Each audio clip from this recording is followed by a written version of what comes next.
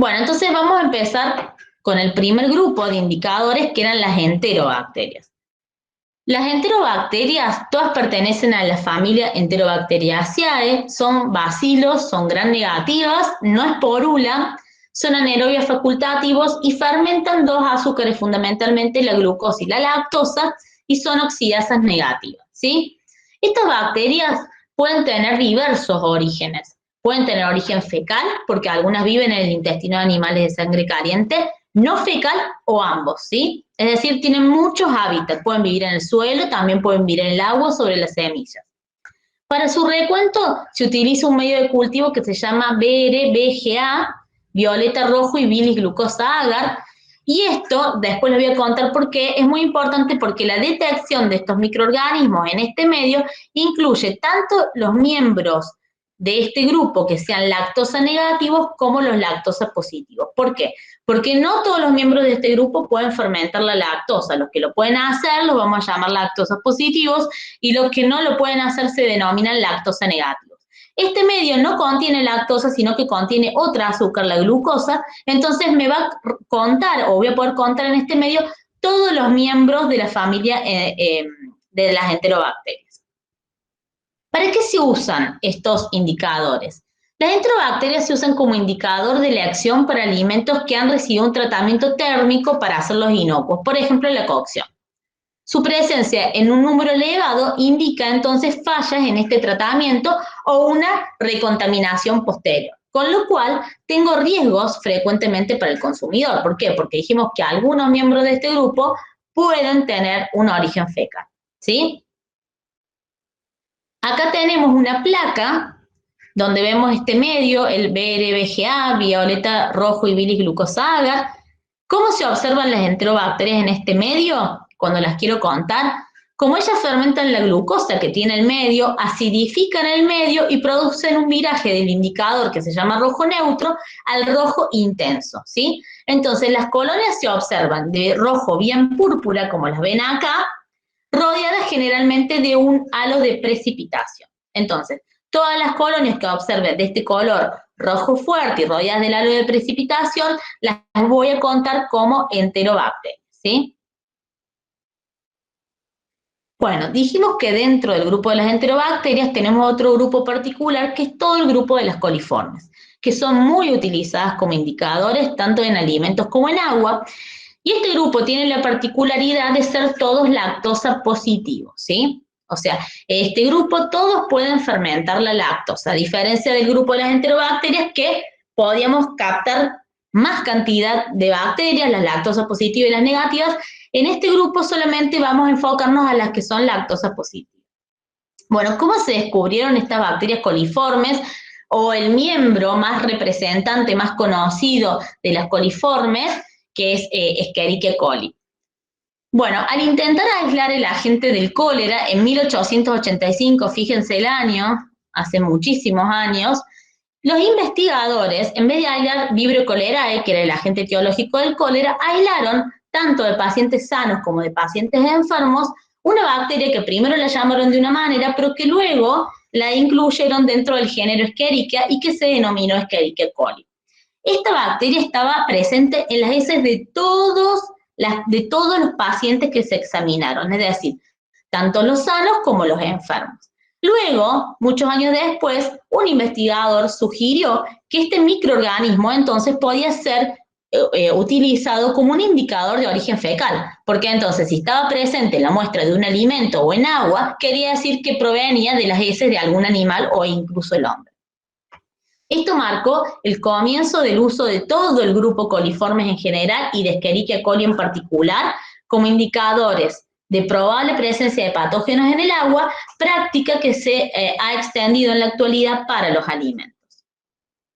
Dentro del grupo coliformes tenemos las que vamos a llamar coliformes totales, que ya vamos a ver qué características tienen, que engloban a las que vamos a llamar coliformes fecales, y dentro de las coliformes fecales, el miembro más representativo, la especie más representativa, vamos a ver que es la bacteria que es muy conocida, Escherichia coli. Entonces vamos a ver las características de las coliformes totales. Bueno, pertenecen a la familia Enterobacteriaceae, entonces tienen todas las características de esta familia, pero son lactosa positiva.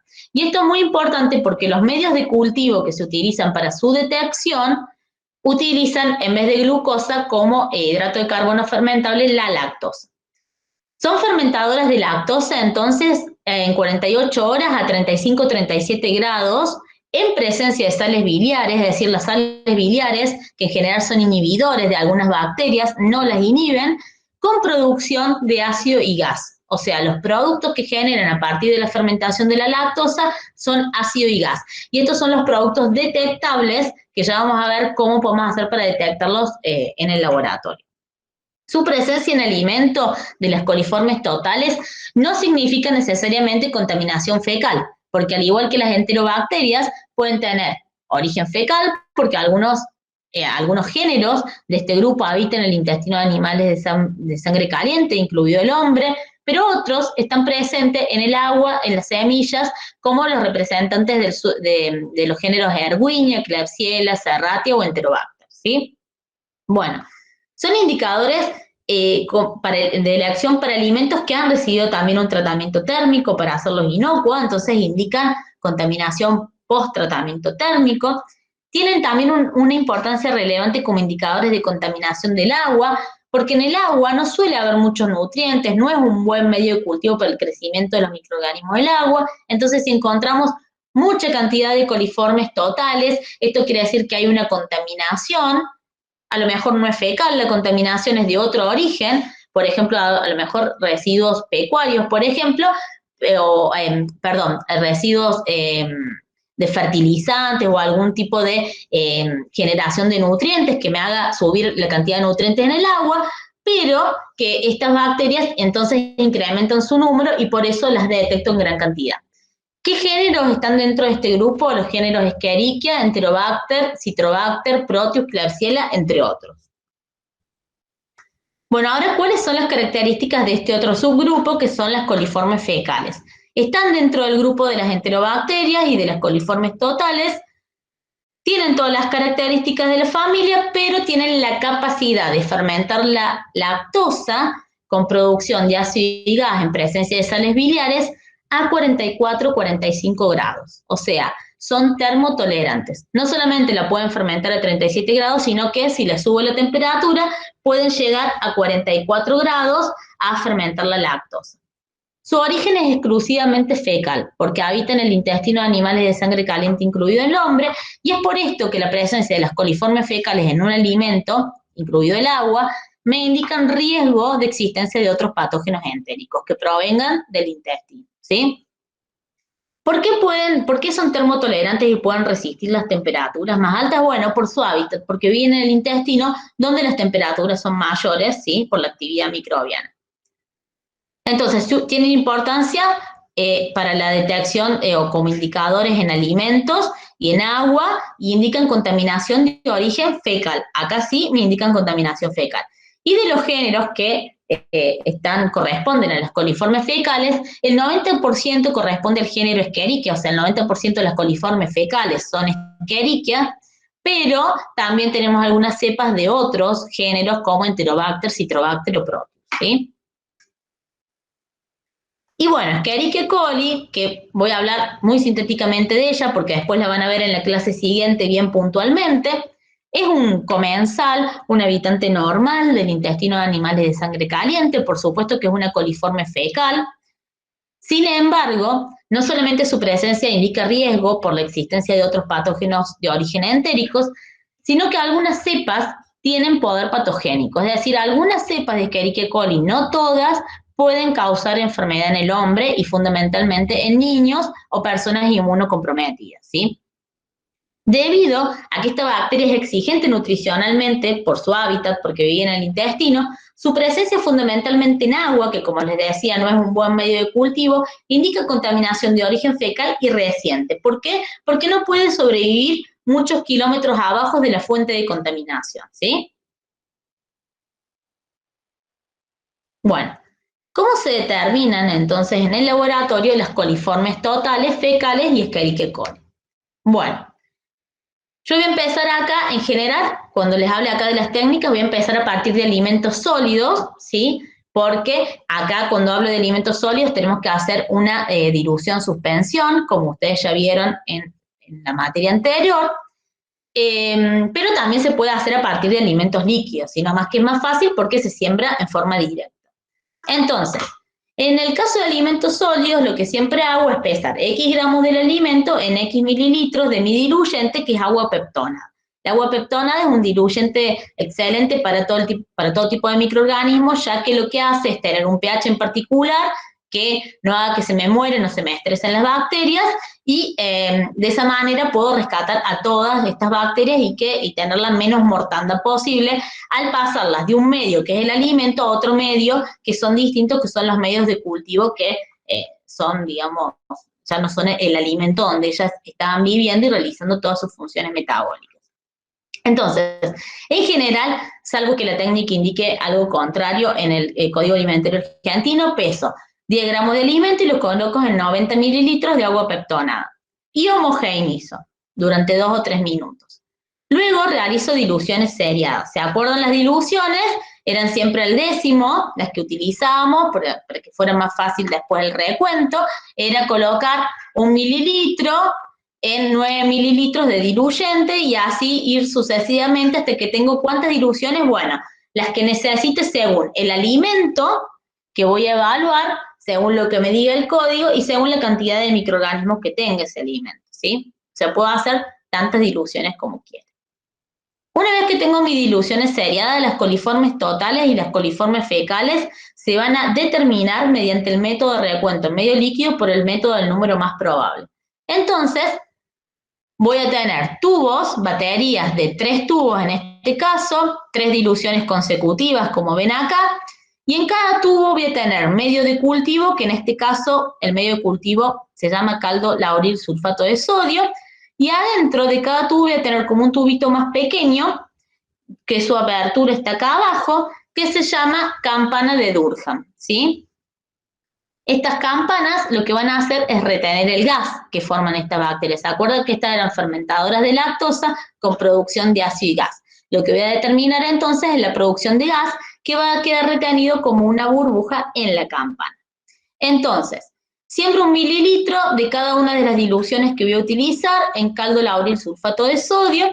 Este medio se utiliza porque es un medio de enriquecimiento justamente para no perder aquellas coliformes que se me pueden haber estresado un poco en el traspaso desde el alimento a un medio de cultivo. Entonces, las hago crecer ahí a 35-37 grados, las incubo durante 48 horas. ¿Y cómo voy a observar si han crecido o no coliformes totales en este caldo? Bueno, voy a observar si han crecido coliformes totales porque voy a observar los tubos con turbidez, como ven acá, y con burbujas por la fermentación de la lactosa. Entonces, los tubos que me den positivos, los voy a pasar al medio de cultivo de elección para estas bacterias. Yo acá cada vez que les hable de las técnicas, hay muchas técnicas, les voy a hablar solamente de las oficiales que pide el Código Alimentario Argentino, pero se pueden usar otros medios de cultivo, el medio o el caldo Macón, que también es muy utilizado para la detección de estas bacterias. Entonces, a partir de los tubos positivos para en caldo lauril sulfato de sodio, que son estos que ven acá, voy a pasar a través de una ansada a nuevos tubos con un medio de cultivo diferente, que este es específico para coliformes, que se llama caldo bilis verde brillante. En este medio de cultivo, las bacterias las voy a dejar crecer a 35-37 grados para que fermente la lactosa del medio y voy a observar nuevamente crecimiento mediante turbidez y formación de burbujas. Si no tengo formación de burbujas, directamente es un tubo negativo, ¿sí? Porque puede haber turbidez por crecimiento de otros microorganismos, pero no son del grupo coliformes. Y acá ya tengo los resultados preliminares de mis coliformes totales, ¿sí? ¿Cómo hago? Leo la cantidad de tubos positivos, lo ingreso a la tabla de McGrady y me da la cantidad o me da el número de bacterias por gramo de muestra en este caso. Ahora, mi detección puede quedar acá si quiero detectar coliformes totales o puede seguir si quiero detectar fecales también. Entonces, si quiero detectar fecales, a partir de los tubos positivos de coliformes totales, voy a resembrar de nuevo estos tubos en caldo bilis verde brillante nuevamente, pero ahora voy a incubar mis tubos a 44-45 grados, porque habíamos dicho que estas coliformes fecales son termotolerantes y pueden fermentar la lactosa a más temperatura. Entonces observo los tubos positivos nuevamente y saco el número más probable de bacterias por gramo de muestra en este caso. Nuevamente, mi detección puede quedar acá o puede seguir si además quiero detectar la presencia de Escherichia coli. Entonces, ¿cómo hago para detectar la presencia de Escherichia coli? Bueno, a partir de los tubos positivos para coliformes fecales en caldo bilis verde brillante, y acá ven algunos en esta foto, tubos verdaderos, positivos, no es un diagrama, sino que es una foto, con las burbujas dentro de las campanas de Durkheim. A partir de estos tubos tomo una anzada y ahora, fíjense, ya no realizo el método del número más probable, sino que lo que hago es un aislamiento en un medio que es selectivo para Escherichia coli, que se llama EMB-Levin, ¿sí? Este medio tiene esta coloración que ven acá rojiza, pero luego de ser incubado 35-37 grados durante 24 horas, si hay presencia de Escherichia coli, voy a ver colonias con centro negro y brillo verde metalizado, ¿sí? Creciendo sobre este medio. Bueno, ¿por qué se observan las colonias de Escherichia coli negras con brillo verde metalizado? Porque las fermentadoras de lactosa me forman colonias con centro negro, pero el brillo verde metálico me los dan los indicadores de viraje del pH por la acidificación del medio, que en este caso son la eosina, fundamentalmente, que es este que me da el color verdoso, y el azul de metileno. Si hay colonias de otras bacterias que no sean Escherichia coli, que no sean fermentadoras de lactosa, se observarían colonias incoloras. Pero fíjense que en el caso de que yo antes determiné grupos, coliformes totales, coliformes fecales, o sea, no estuve hablando de ninguna especie particular porque podía tener muchos géneros dentro de esos grupos. Cada vez que yo haga la detección de una especie en particular, no solamente me quedo con mi plaquita donde están las colonias que voy a llamar sospechosas, sino que debo realizar confirmación de estas colonias mediante pruebas bioquímicas, ¿sí? Incluso a veces pruebas serológicas o PCR. ¿Por qué? Porque si bien estos medios son selectivos para Escherichia coli, las colonias se ven de esta manera, por ejemplo, muchas veces tengo otras bacterias que me hacen colonias medio parecidas. En este caso, por ejemplo, hay una bacteria que es una coliforme también, que es Citrobacter, que también es fermentadora de lactosa, me da unas colonias muy parecidas, nomás que las colonias suelen ser más grandes y más toscas. Pero yo por algo cualitativo no puedo establecer la presencia de Escherichia coli o de Citrobacter, porque me parece que es una colonia de una o de la otra. Entonces lo que va a hacer es confirmación con las pruebas bioquímicas que ustedes vieron el año pasado en los prácticos, que son pruebas para evaluar distintos productos metabólicos de las bacterias o los consumos de diversos sustratos, ¿sí? Entonces, siempre observo colonias sospechosas cuando quiero llegar al nivel de especie, pero después debo realizar confirmación mediante otras pruebas.